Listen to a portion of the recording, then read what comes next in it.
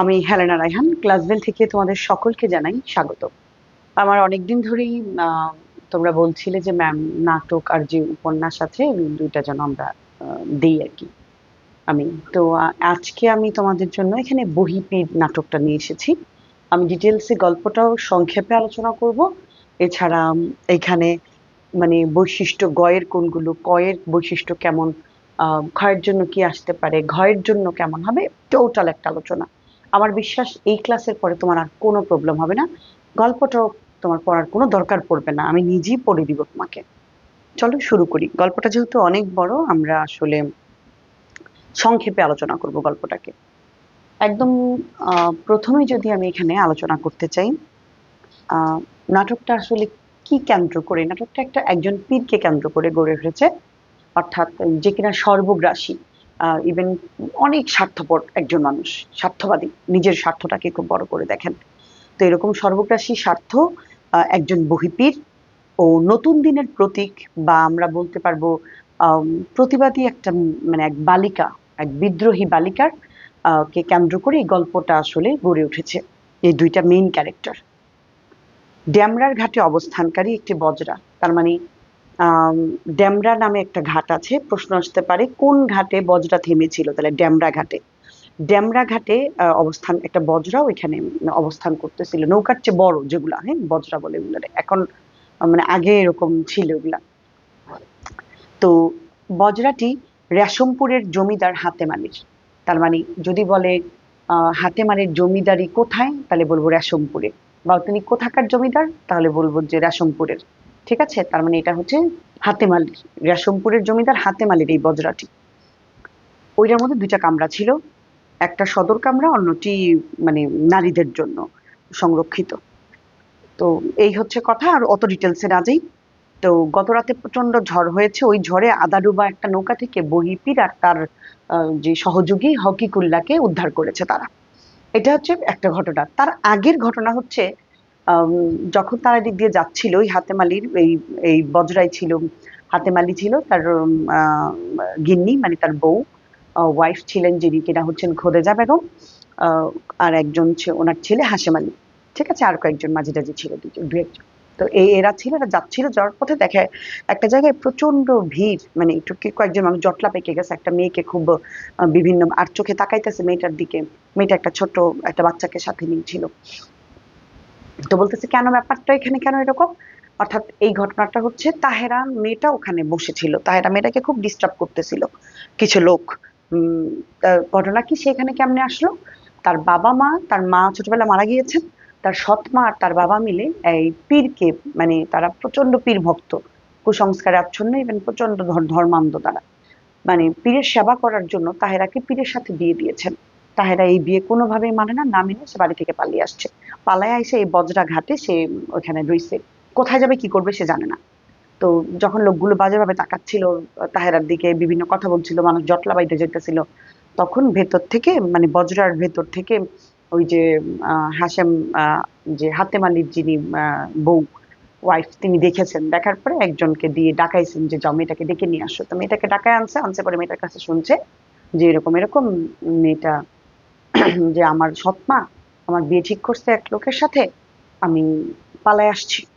তো যাই হোক, খোদেজা বেগম প্রথমে তো অনেক সাহসী টাহসী বলছে তারে যে ঠিক আছে, তুমি তো সাহস কম না, বা তুমি অনেক সাহসী মেয়ে, এত বড় একটা কাজ করতে পারছো। যাই হোক, ঘটনা হচ্ছে এই পর্যন্ত, তাহেরার ঘটনাটা হচ্ছে এই।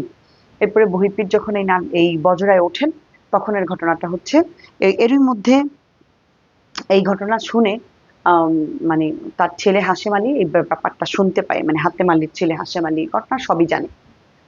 যখন নাকি মানে বহিঃপীর কেন এসেছেন এটা হাতেম আলীকে বলে না, মানে জমিদারকে। আর জমিদার কেন এই বজরা নিয়ে কোথায় যাচ্ছে এই ঘটনাটাও বলে না। আসলে জমিদারের জমিদারি প্রায় পড়ন্ত, মানে ক্ষয়িষ্ণুর দিকে, একদমই খুবই বাজে অবস্থা।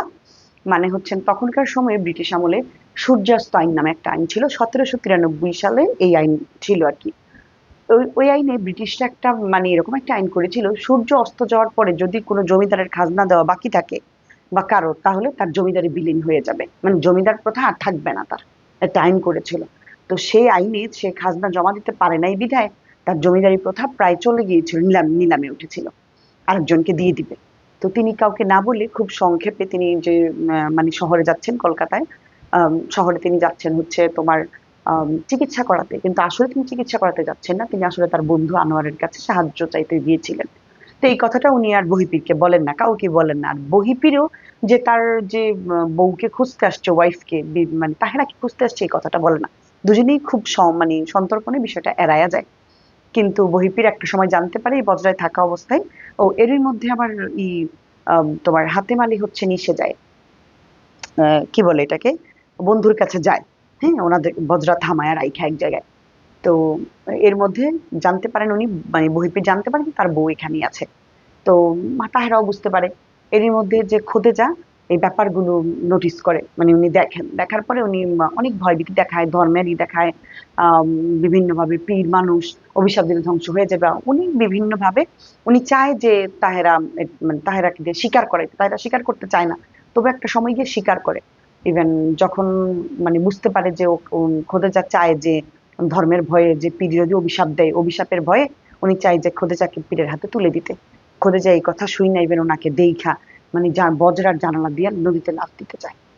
তো হাসেম আলী তাকে ধরে ধরে রাখে, বাঁচায়, তার মাকে চিৎকার দিতে না বলে যে মা তুমি চিৎকার দিও না। তো চিৎকার দিতে না বলার কারণে পরে মেয়েটাকে বলছে আমরা দেখতেছি কি করা যায়, আমরা দেখব। মানে তার মধ্যে খুব মানবিকতা কাজ করে, এবং তাহেরাকে সে যে কোনো মূল্যে তাহেরার জন্য, তাহেরার পক্ষ নিয়ে কথা বলে। তার মা আবার এই বিষয়টা খুব ভালোভাবে দেখে না। খোদেজা, সে একটা মেয়ের জন্য বিয়ে হয়ে গেছে, সে কেন জামাই বাড়ি যাবে না, বা বৃদ্ধ হোক, পীর তো পীর, মানে এটা হচ্ছে খোদেজার কথা, পীর তো পীরই, বৃদ্ধ হোক তো কি হইছে। তারপরে হচ্ছে মানে ধ্বংস হয়ে যাবে একদম এমন অবস্থা, এই মেয়ের কোনো লজ্জা শরম কিচ্ছু নাই, মানে এগুলি সব খোদেজার কথা, এগুলো বলতেছেন উনি, ওই হাসেমের মা আর কি, বা হাতেমের বউ যেটাই বলি না কেন। তো এই কথাগুলো উনি বলছেন, বলার পরে হাসেম আলী বলছে তুমি থাকো, তোমার মানে ওর প্রতি খুবই মানবিকতা কাজ করতেছে, প্রয়োজনে সে মেয়েটাকে বিয়ে করে হলেও এই যন্ত্রণা থেকে মেয়েটাকে সে মুক্তি দিবে। তার মধ্যে প্রচন্ড মানবিকতা, সে উদার, উন্নত মনের একজন মানুষ সে, হাসেম, যে মানে খোদেজার ছেলে বা হাতেম আলীর যে ছেলে সে। তো এই হচ্ছে চরিত্র। এরই মধ্যে আবার উনি ফিরে আসেন, হাতেম আলী ওই যে বন্ধুর কাছে গিয়েছিলেন টাকার জন্য। তো এসে মানে বহিপীরকে সব ঘটনা খুলে বলেন যে আমি আসলে এই এই অবস্থা আমার, আমি এই জন্য গিয়েছিলাম কিন্তু আমি টাকাটা পাইনি। তখন বহিপীর তাকে লোভ দেখায় যে আপনার এগুলো আমি ফেরত দিতে পারি, আমি সম্পূর্ণ টাকা দিব আপনাকে। সে তো বহিপীর, বছরে 2 বার সে তার মুরিদদের বাড়ি বাড়ি যায়, প্রতি মানে 2 বছরে একবার সে তার মুরিদদের বাড়ি যায়, সেখান থেকে টাকা পয়সা যা আছে সবকিছু নিয়ে আবার অন্য জায়গায় যায়। ঠিক, আমি ওনার সম্পর্কে বিস্তারিত বলবো। ওনার বাড়ি হচ্ছেন সুনামগঞ্জে, উনি বইয়ের ভাষায় কথা বলেন, এই জন্য ওনার নাম বহিপীর। তো উনি বিভিন্ন কিছু ওনাকে লোভ দেখায় যে তোমাকে জমিদারি ফিরাই দিব, তোমার টাকা দিব, তোমার যা লাগে দিব, কিন্তু তাহেরাকে আমার হাতে তুলে দাও। তো উনি যাই হোক শুনেন, চুপ থাকে, কিছু বলে না। তো একটা সময় ওনার মাঝে মানে বোধ আসে, ওই হাতেম আলীর মাঝে, জমিদারের মাঝে, আমি এটা কি করতেছি, আমি তো স্বার্থপর হয়ে যাচ্ছি, আমি তো লোভী হয়ে যাচ্ছি, আমি তো, আমার তো নৈতিকতা বলতে কিছু নাই, আমি তো এই কাজটা করতে পারি না। হ্যাঁ, যেহেতু আমি টাকার লোভে মেয়েটাকে তুলে দিব, মেয়েটা চাচ্ছে না যাইতে। তো তার হঠাৎ করে সে বাইকা বসে, সে আর দিবে না হাত, মানে খোদিজাকে তার মানে কি বলে তাহেরাকে ওই বহিপীরের হাতে আর তুলে দিবে না। বহিপীর বিভিন্ন কুটচাল চালে, বিভিন্ন জনকে বলে, খোদিজাকে দিয়ে মানে বলায়। খোদিজাও কুসংস্কার আচ্ছন্ন, ধর্মান্ধ, ইভেন পীরের প্রতি প্রচন্ড মানে সে কি বলে মুরিদ পীরের। তো সেও বুঝায় মানে তাহেরাকে, কিন্তু তাহেরা কোনোভাবেই মানে না। তো এর মধ্যে আবার হাশেম আলীর সাথে তার একটা ভাব হয়ে যায়, হাশেম আলী তার প্রতি একটু দুর্বল হয়ে যায়। আর বহিপীর মানে এভাবে তার মানে লোভ দেখাইতেছে, এভাবে খোদেজাকে দিতেছে, বিভিন্ন ভাবে সে করতেছে। ইভেন একটা সময় সে তার হকিকুল্লাহ, যে তার যে সহযোগী, তাকে দিয়ে খবর পাঠায় যদি এটা না মানে, তার হাতে তুলে নেয়, তাহলে সে অবশ্যই পুলিশের সাহায্য নিবে। এই কথা শোনার পরে হাসেম আলী সবাই মোটামুটি ভয় পেয়ে যায়। আর তোমার বহিপীর হচ্ছেন এমন একজন ব্যক্তি, খুব ধূর্ত, খুব চালাক, মানে আর হচ্ছে মানে খুব বাস্তব জ্ঞান সম্পন্ন, বাস্তব বুদ্ধি সম্পন্ন, যে কখন কি কাজে লাগাইতে হবে এটা সে জানে। এই টাইপের মানুষ আর কি সে। কিন্তু সে জানে সে আসলে পুলিশের ঝামেলাটা, ওই অনেক ঝামেলা সে জানে, এটা এটা সে করবে না। কিন্তু সে ভয় দেখানোর জন্য বলছে যে আমি আসলে পুলিশের সাহায্য নেওয়া, যদি আমার বউকে আমার হাতে না তুলে দেয়। এই ঘটনার মধ্যে একটা সময় হাতেম আলী বাকি অবশ্যই সে দিবে না তুইলা, মানে সে নিজেকে খুব তার লোভী মনে হয়। আর হাশেম আর তাহেরা দুজনে মিলে পালায়া যায়, মানে বজরা থেকে অন্যদিকে এক জায়গায় পালায়া যায়। এই হচ্ছে ঘটনা। বহিপির পরে সর্বশেষ খোদেজা কোনোভাবেই মানতে পারে না, চিল্লাচিল্লি করে, অনেক কিছু বলে কেন তারা চলে গেল। কিন্তু বহিপির একটা সময় বলে যে ঠিক আছে, তাদেরকে যেতে দাও, মানে তারা গেছে তো গেছে, অবশেষে ঝড় থামলো, এরকম বলে। আরো কয়েকটা কথা উনি বলে, যেরকম বলে উনি সবকিছু মেনে নেন। ইভেন উনি একসময় বলে তাহারা গেছে, যাক আমরা তো আছি, জমিদারিও থাকবে, সে মানে বহিঃপিরও চেঞ্জ হয়ে যায় একটা সময় শেষের দিকে আইসা। সেও দেখা যায় যে তার ওই জমিদারকে তার জমিদারি ফিরে পাওয়ার জন্য সাহায্য করে, টাকা পয়সা দেয়, এমনিই দেয়, ওদের মানে তাহেরা তো চলেই যায়। এই হচ্ছে মূল ঘটনা। এখন আমি মোটামুটি গল্পটা তোমাদের সামনে উপস্থাপন করলাম। এবার আমরা প্রত্যেকটা ক্যারেক্টার নিয়ে কিছু কথা বলবো, যেগুলো আমাদের কাজে লাগবে আমাদের সৃজনশীল করতে গেলে। আমি একদম প্রথমে যেটা নিব আমি নোট করেছি অনেকগুলো এখানে। যেমন প্রথম কথা, বহিপির নাটকটি লিখেছেন সৈয়দ ওয়ালিউল্লাহ। মানে একদম এতক্ষণ আমি গল্পটা বলেছি, এখন আমি বর্ণনায় মানে টোটাল কি কোথায় কার কি বৈশিষ্ট্য সেগুলোতে যাব। সৈয়দ ওয়ালিউল্লাহ লিখেছেন, সৈয়দ ওয়ালিউল্লাহ একটা নাটক লিখেছেন, এটাও ধর্ম ব্যবসায়ীদেরকে মানে পীরকে কেন্দ্র করে। কিন্তু উনি ওনার একটা উপন্যাস আছে লাল সালু নামে, এটা সিনেমাও আছে, এটা নিয়ে যদি সুযোগ সময় হয় কখনো দেখে নিবা সিনেমাটা, ঠিক আছে? এই লাল সালু ইন্টারের বই আছে, ইন্টারে এটা আলাদা পড়ানো হয় আর কি, ইন্টারের বাংলা বইয়ের মধ্যে এরকম ওটা ওটা উপন্যাস আলাদা। ইভেন পড়ার দরকার নাই, কারণ বহিপিন নিয়ে কোনো ভালো নাটক তৈরি হয় না এখনো পর্যন্ত, এই জন্য আমি নাইলে দেখতে বলতাম। লাল শাহরুখ একটা সিনেমা আছে, খুবই ভালো মানের একটা সিনেমা, খুব ভালো ভালো অভিনেতা অভিনেত্রীরা অভিনয় করেছেন। সুযোগ সময় হলে কখনো পরে দেখে নিবা, ঠিক আছে? ওটা ধর্ম ব্যবসাকে কেন্দ্র করি। মজিদ মেইন ক্যারেক্টার নাম, এটা হচ্ছে বহিপির গেল এটা। তো 1960 সালে আসলে এটা প্রকাশিত হয়েছে, মানে এই সৈয়দ ওয়ালিউল্লাহর এই যে নাটক যেটা বহিপির, ঠিক আছে? তো এক পীরকে কেন্দ্র করে আসলে এই নাটক। এই পীর একজন মানে বহিপীর একটা নেতিবাচক চরিত্র, ভালো চরিত্র না, উনি খারাপ মানুষ।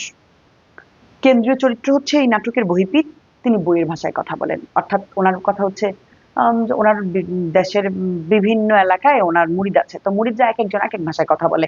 তো ওনার মানে হাস্যকর লাগে, এক এক জায়গায় এক জায়গায় আরেক কথা চলে না, এই জন্য উনি বইয়ের ভাষায় কথা বলেন, তাই ওনার নাম বহিপীর। প্রশ্ন আসতে পারো নাকি বহিপীর কেন বলে, ঠিক আছে? তো এটা গেল। এরপরে হচ্ছে তার বাড়ি হচ্ছে সুনামগঞ্জ, প্রশ্ন আসতে পারে এমসিকিউতে তার বাড়ি কোথায়।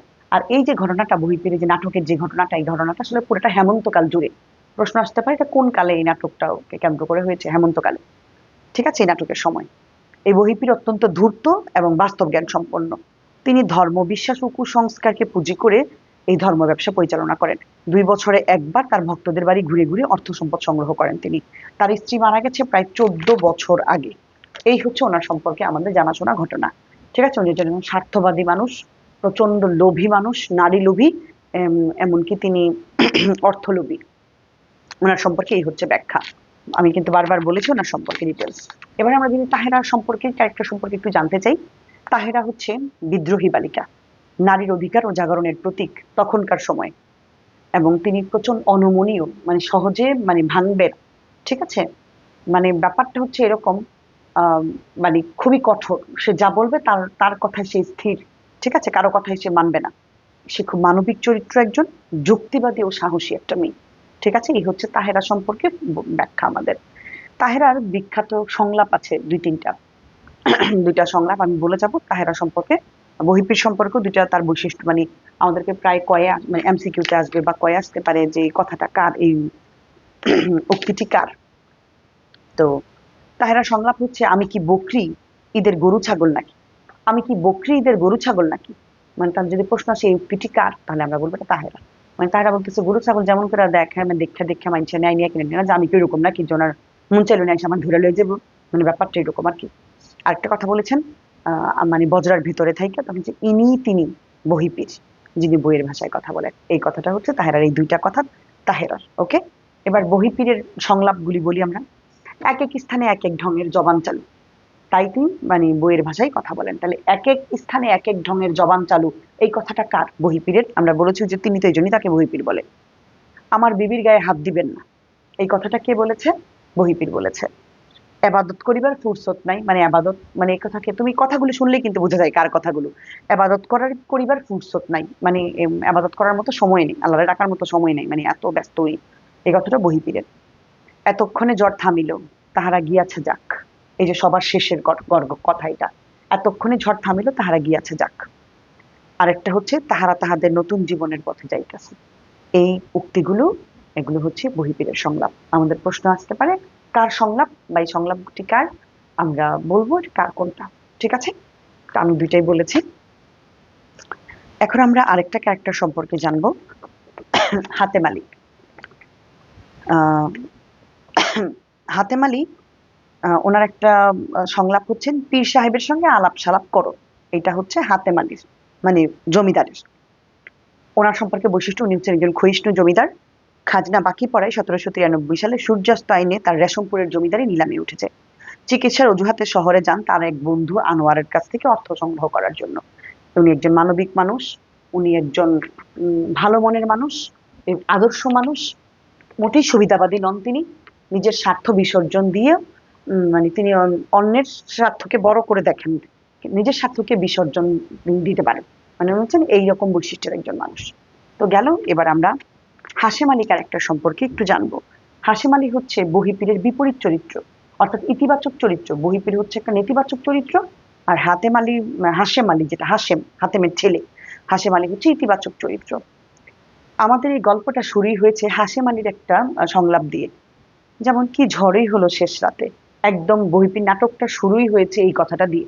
ঠিক আছে, প্রশ্ন আসতে পারে মানে কোন কথা দিয়ে বহিপীর নাটকটা শুরু হয়েছে, কোন সংলাপটি দিয়ে, তাহলে কি ঝড়ই হলো শেষ রাতে, এটা হচ্ছে এই নাটকের প্রথম সংলাপ। বহিপীরের বিপরীত চরিত্র, বহিপীরের কুটচালকে মোকাবেলা করে তিনি জয়লাভ করেছেন।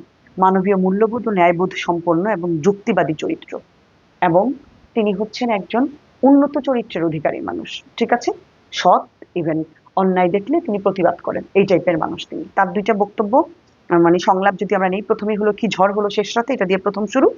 আপনি চিন্তা করবেন না, আপনার কোনো ভয় নেই, মানে এটা হচ্ছে তাহেরাকে বলছে, আপনি চিন্তা করবেন না, আমি দেখছি ব্যাপারটা।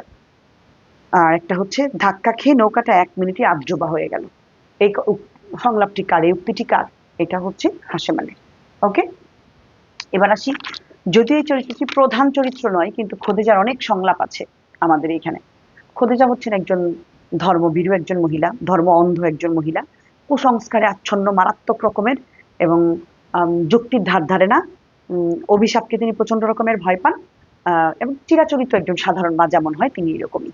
ঠিক আছে, অন্যায় করতে, মানে ছেলেকে অন্যায়ের প্রতিবাদ করতে দেখেও তিনি বাধা দিয়েছেন, যে তুমি বলো না এটা। ঠিক আছে, উনি হচ্ছেন এইরকম ক্যারেক্টারের।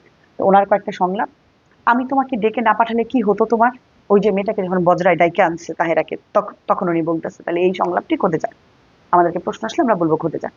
সাবাস মেয়ে তুমি, এমন মেয়ে কারো পেটে জন্মায়, জানতাম না। প্রথম দিকে যখন জানতো না বহিপীরের সাথে তার সম্পর্কর কথা, তো এই এই দুইটা কথা খোদে যায়। তারপরে তিনি বলেছেন শেষমেশ যখন বহিপীরের সাথে, যখন তার ঘটনার কথা জানতে পারছে, বিয়ের ঘটনা, তখন বলছে বয়স হলে কি হয়েছে, পীর তো পীর, পীর হলো পীর, বয়স হলে কি হয়েছে, এই কথাটা খোদে যায়। এরপরে মেয়েটির একটু লজ্জা শরম নাই, এই কথাটাও খোদে যায়। হুম, মানে এই উক্তিগুলো খুবই গুরুত্বপূর্ণ, এই সংলাপগুলো, এগুলো হচ্ছে খোদেজা। প্রথম দিকে মেয়েটাকে ভালো বলছে যে আমি না ডেকে আনলে তোমার কি হইতো, এটা খোদেজা বলেছেন। সাবাস মেয়ে তুমি, এমন মেয়েও কারো পেটে জন্মায়, জানতাম না, এই কথাটাও খোদেজা। যখন বহিপীর নৌকায় উঠছে এবং তার সম্পর্কে জানতে পারছে এটা তার বউ, বহিপীরের বউ, বা তাহেরার সাথে বহিপীরের বিয়ে ছিল, তখন আবার বলছে যে বয়স হলে কি হয়েছে, পীর তো পীর। বুঝে উনি ভাবছে যে অন্যায় হবে, ওনার বুঝে পাপ হবে বহিপীরের বিরুদ্ধে কিছু বললে, পীরের বিরুদ্ধে। তারপরে বলছে মেয়েটার একটু লজ্জা শরম নাই, এই কথাটাও জোলেখা খুদে যাক, আমাদের মনে থাকবে। আমি চেষ্টা করেছি মোটামুটি সবগুলো তুলে ধরার জন্য, প্রত্যেকের সংলাপ, ইভেন প্রত্যেকের চরিত্র। আমি এখানেও চরিত্রগুলো তুলেছি তোমাদের সুবিধার জন্য, এখানেও আমি আলাদাভাবে বিশ্লেষণ করেছি। এখন আমি সৃজনশীলে যাব। সৃজনশীল কেমন হয়, কি টাইপের হয়, আমরা সেটা দেখবো। সৃজনশীলগুলো মূলতই হচ্ছে চরিত্রকে কেন্দ্র করে, কোন চরিত্র, তো চরিত্রের বৈশিষ্ট্য না জানলে তো আমরা লিখতে পারবো না। চলো আমরা একদম প্রথমেই শুরু করছি। আমি আবারও বলছি, বহিপীর হচ্ছেন সুনামগঞ্জের। উনি প্রতি 2 বছরে একবার ওনার মুরিদদের যারা আছেন তাদের বাড়ি ভ্রমণ করে অর্থ টাকা পয়সা সংগ্রহ করেন। সময়টা ছিল হেমন্তকাল। এটা লিখেছেন সৈয়দ ওয়ালিউল্লাহ। তার বিখ্যাত আরেকটি উপন্যাস হচ্ছে এরকম ধর্ম ব্যবসাকে কেন্দ্র করে, পীরকে কেন্দ্র করি, সেটা হচ্ছে লাল সালু। এটা হচ্ছে উপন্যাস, আর এটা হচ্ছে নাটক বহিপীর। ঠিক আছে, তো এই হচ্ছে কথা। উনি, ওনার বউ 14 বছর আগে মারা গেছেন। আরো উনি নারী লোভী, অর্থলোভী, স্বার্থবাদী, প্রচন্ড ধূর্ত, এই টাইপের মানুষ। ঠিক আছে, তো এখন একটা উদ্দীপক আছে, আমরা উদ্দীপকটা পড়বো। আজাদের বাবা নামকরা পীর ছিলেন, কিন্তু আজাদ লেখাপড়া শিখেছেন, শহরে চাকরি করেন। আম, দীর্ঘদিন পর গ্রামে বেড়াতে আসেন। গ্রামের মুরব্বী তার কাছে এসে তাকে সালাম করতে যায়। আজাদ সাহেব নিজেই তাকে সালাম করেন, কিন্তু মুরব্বীর এই ঘটনা নিজেকে পাপে পাপে মনে হয়। আরেকজন তার কাছে পানি পড়া নিতে আসে, তাকে আজাদ সাহেব বোঝানোর চেষ্টা করেন। বহিপীর নাটকের প্রথম সংলাপটি বলো, প্রথম সংলাপটি বলো। আমরা তো বলেছি, ওই যে প্রথম সংলাপ কে দিয়েছিল, হাশেম দিয়েছিল। হাশেমের সংলাপটা কি ছিল প্রথমে, এরকম ছিল তার সংলাপটা, যে কি, এই যে এরকম বলেছে। আম, প্রথম সংলাপটি কার ছিল এখানে বলেছে, কি ছিল সেটা বলেনি, আমরা বলবো হাশেমের। ঠিক আছে, বিয়ে হলো তকদিরের কথা, কথাটি বুঝিয়ে লিখো। অর্থাৎ এখানে খোদেজা এই কথাটি তাহেরাকে উদ্দেশ্য করে বলছে যে আসলে বিয়ে তো তকদিরের বিষয়, যে বিয়ে হইলেও যে সুখী হবে বা সুখী হবে না বা নিশ্চয়তা নাই এখানে কে সুখী হবে কে সুখী হবে না। হ্যাঁ, বহুদিন পরে একটা মানুষকে আসলে চেনা যায় না, এই কথাগুলি খোদেজা মেয়েটার প্রতি মর্মার্থ হয়ে বলছে। তখন তো সে জানতো না যে এটা বহিপীরেরই ওয়াইফ তিনি।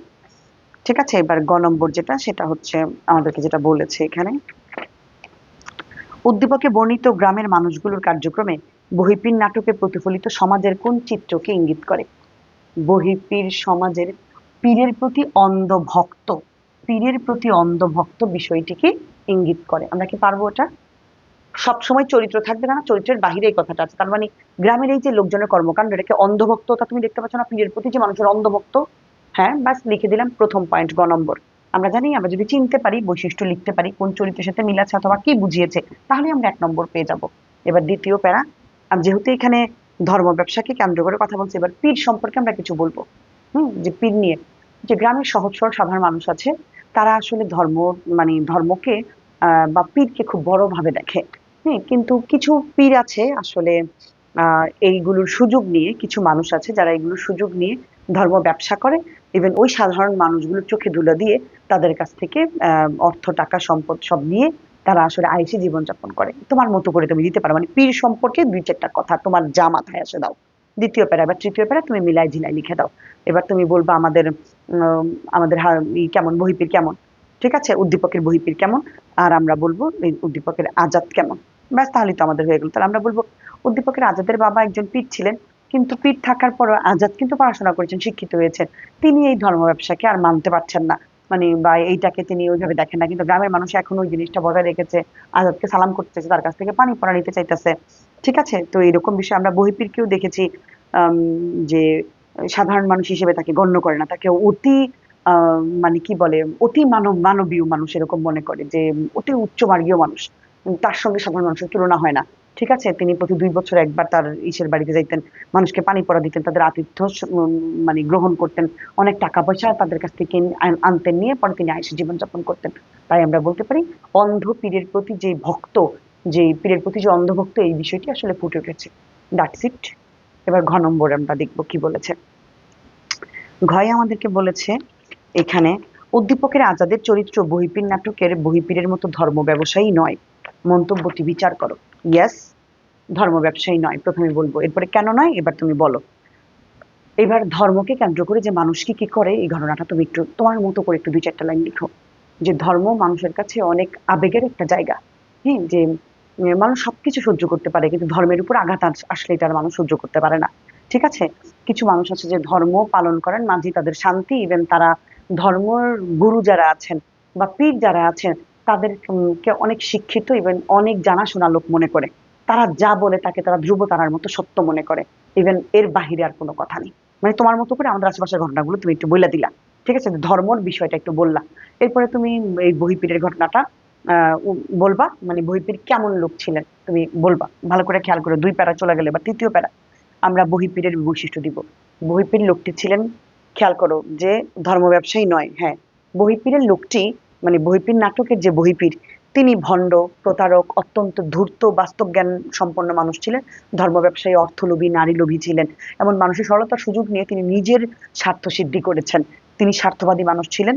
ঠিক আছে, কুসংস্কারে আচ্ছন্ন ছিল। তার মানে আমরা বলতে পারি, কিন্তু বিপরীতে আমরা আজাদকে দেখতে পাচ্ছি, সবকিছু জানার পরে যখন তার কাছে পানি পড়া নিতে এসেছে, সে উল্টো আর বুঝিয়ে দিয়েছে। যখন তাকে একজন লোক সালাম করতে এসছে, সে নিজে সালাম করে তাকে বুঝাই দিছে যে আসলে পীর বলতে কিছু নাই, এরকম কিছু না, সে আসলে পীর এরকম কিছু না। তার মানে আমরা বলতে পারি যে বহিপীরের মতো উদ্দীপকের আজাদ ধর্ম ব্যবসায়ী নয়। যদি তুমি বৈশিষ্ট্য জানো, কি লিখতে হবে জানো, তাহলে তোমার আর কোনো সমস্যা নেই। এর বাহিরে তো আর কোনো কথা নেই, আছে? নাই তো। চলো আরেকটা তোমাকে দেখাই, একটা তো বললাম, তোমার মনে হতে পারে যে ম্যাডাম একটা, চলো আরেকটা দেখাবো তোমাকে। ঠিক আছে,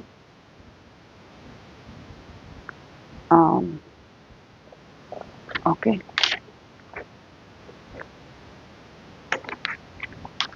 আচ্ছা। সুমির বাবা দিনমজুর। যৌতুকের টাকার অভাবে সুমির বাবা বৃদ্ধ মোড়লের সাথে তার বিয়ে ঠিক করে। সুমি রাজি না হয়ে কর্মের সন্ধানে বেরিয়ে পড়তে গেলে সবাই মিলে তাকে জোর করে বিয়ে দিতে চায়। তখন রাহুল প্রতিবাদ করে এই বিয়ে ঠেকায়। অবশেষে সে নিজেই বিনা যৌতুকে তাকে বিয়ে করার সিদ্ধান্ত নেয়। ওকে, নৌকার সঙ্গে কিসের ধাক্কা লেগেছিল? নৌকার সঙ্গে বজ্রার ধাক্কা লেগেছিল। এখন এমন মেয়েও কারো পেটে জন্মায়, জানতাম না। এই কথাটা কার? এমন মেয়েও কারো পেটে জন্মায়, জানতাম না। এই কথাটা হচ্ছে আমরা জানি কি জোলে খাইসা পড়ে বারবার মুখ দিয়ে, খোদেজার। কার? খোদেজার। এবার তুমি বলবা তাহেরার সঙ্গে বহিপীরের মানে কথাটি দ্বারা তাহেরার আচরণ মানে মানে তার মাকে নিন্দা করছে আর কি, তাহেরার মানে যে কেমন মেয়ে, মানে বিয়ে দিছে আম, তারপরে আবার স্বামী রেখা মানে এরকম চলে আসছে, সাহস কত বড়, কেমন মেয়ে রে বাবা, মানে ওর মাকে নিন্দা করছে। অর্থাৎ তাহেরার সঙ্গে বহিপীরের বিয়ে ঠিক হয়ে মানে বিয়ে হয়েছিল, ঠিক না? বিয়ে হয়েছিল। তাহেরা পীরকে স্বামী হিসেবে মানতে নারাজ, তার প্রচন্ড অনেক বয়স এবং তিনি স্বার্থপর লোক, তাহেরা তাকে ভাল লাগে না, তাহেরা এই জন্য বাড়ি থেকে পালায় আসছে। তো বাড়ি থেকে পালায় আইসা খোদেজার মানে বজরায় উঠছে। তো জমিদার গিন্নি এসব জানতে পারে পরবর্তীতে পীরের প্রতি তার যে ভক্ততা, তার যে কুসংস্কার বা সে যে ধর্মান্ধ, ওই ওই কারণে সে মুখে ব্যঙ্গ করে কটাক্ষ করে মেয়েটাকে এই কথা বলছে। That's it. পরে গ নম্বরে বলছে উদ্দীপকের সুমির চরিত্র বহিপীর নাটকের কোন চরিত্রের সাথে মিল আছে? সুমি নামের মেয়েটির সাথে কার মিল আছে তুমি বলো? অবশ্যই তাহেরার মিল আছে। অফকোর্স, তাহলে আমি চিনতে পেরেছি, আমি 1 নম্বর গয়ে পেয়ে যাব।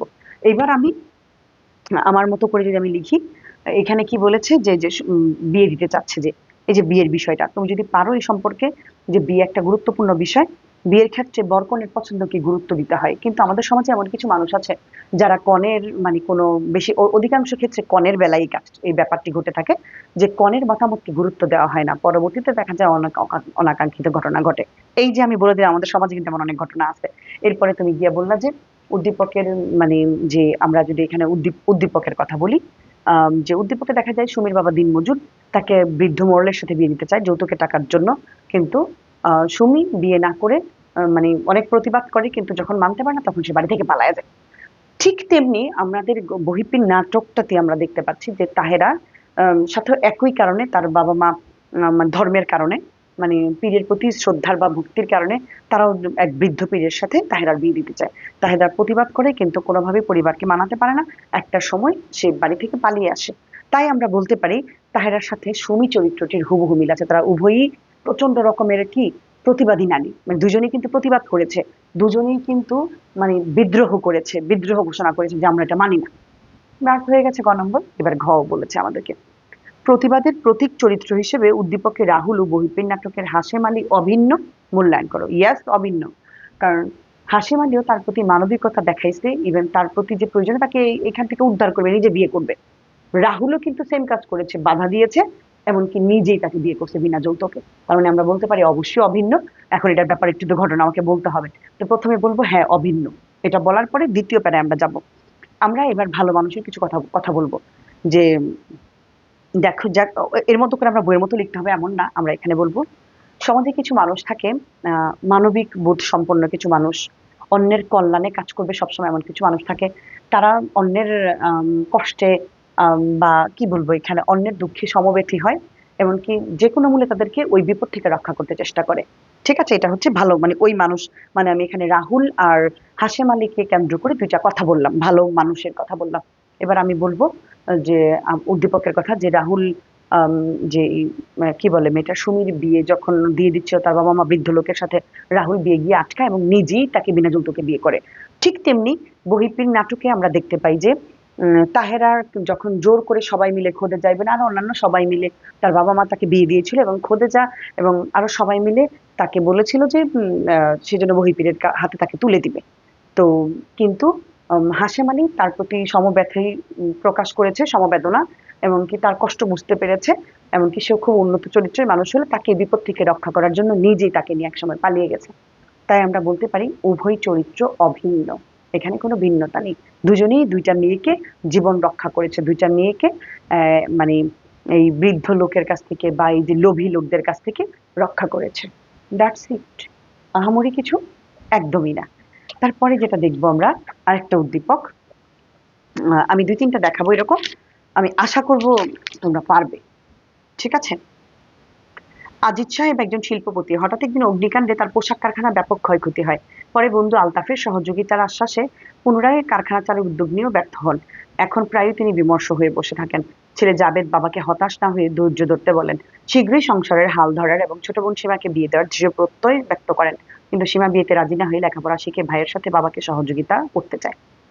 সূর্যাস্তায়ন কখন প্রণীত হয় আমি বলে দিয়েছি, 1793 সালে প্রণীত হয়।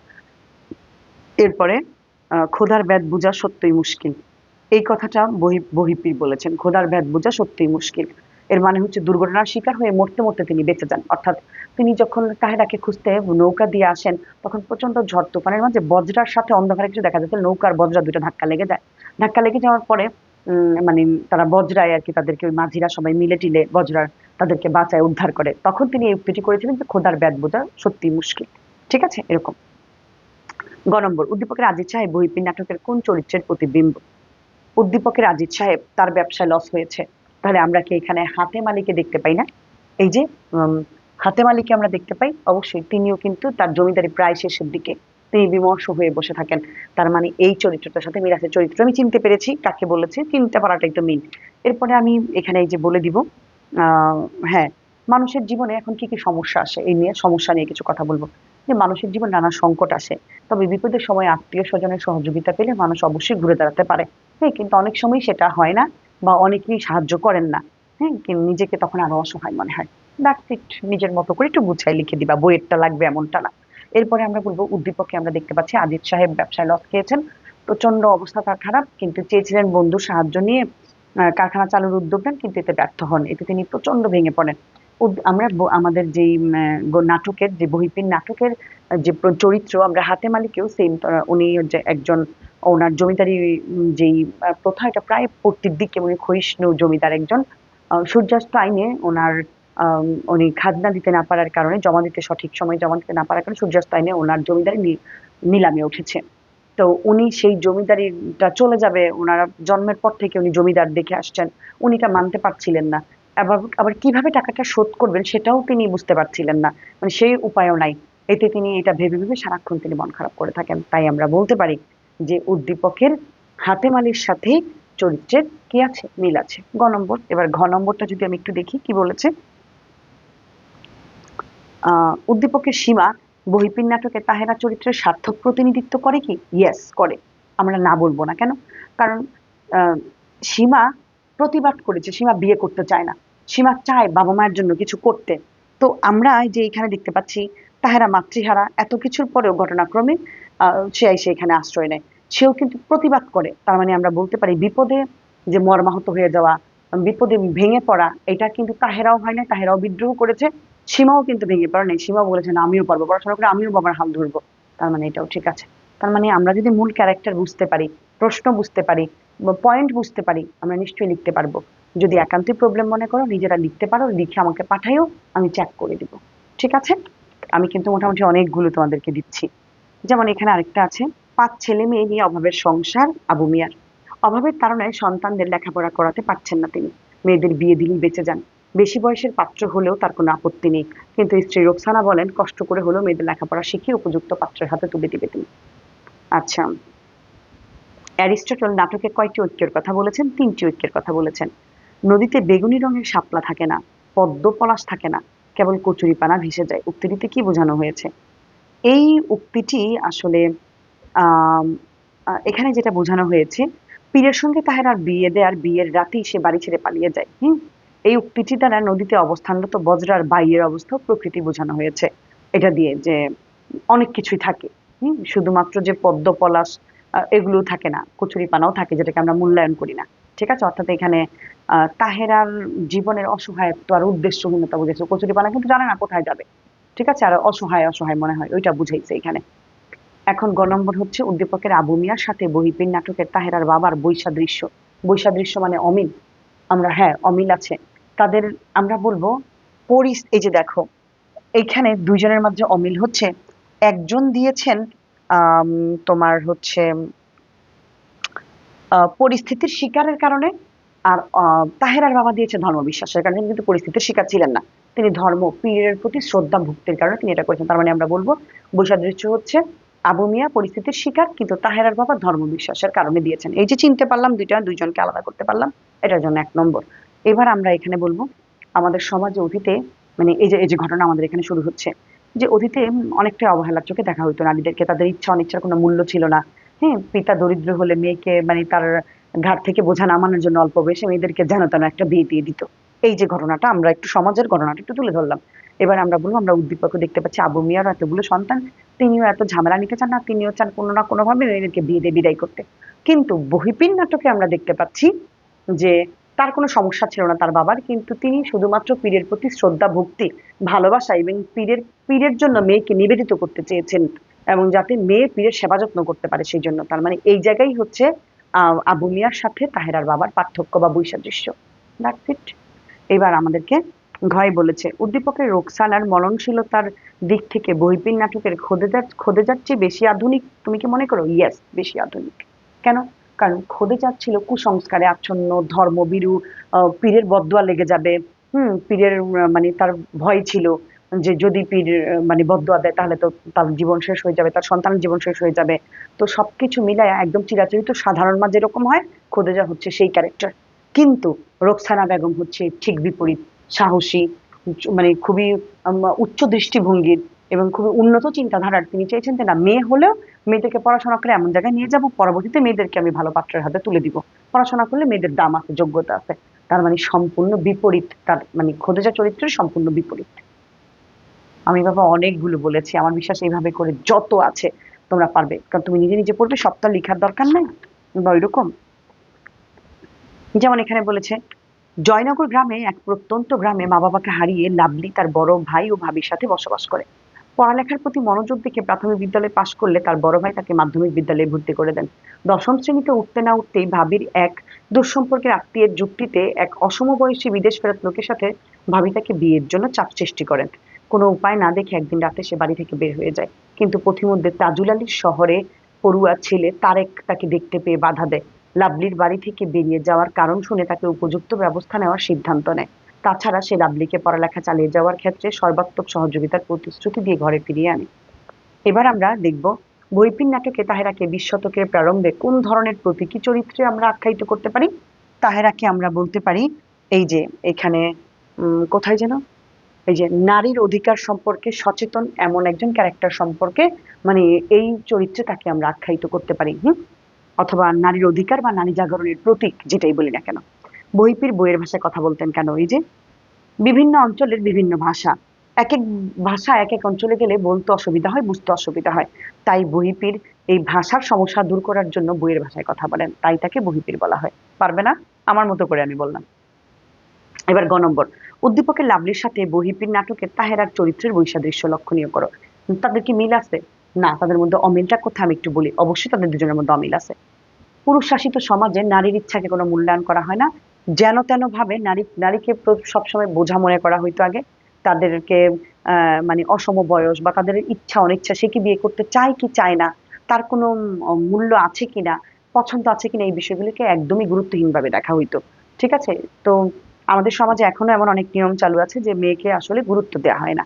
এই গেল পুরুষ শাসিত সমাজ, আসলে পুরুষরা যা বলে তাই হয়, এই বললাম আমরা। এরপরে আমরা বলবো উদ্দীপকের বাবা মা হারা লাভলির অসম বয়সের লোকের সঙ্গে বিয়ে দিতে চেয়েছিল। লাভলি উপায় না দেখে বাড়ি থেকে বের হয়ে যায়। তাকে যখন ওই তারেক বুঝায়, তখন বুঝায় বাড়ি ফিরে নিয়ে আসে। এই বিষয়টি বহিপের নাটকের সাথে তাহেরার সাথে বৈসাদৃশ্য। কেন?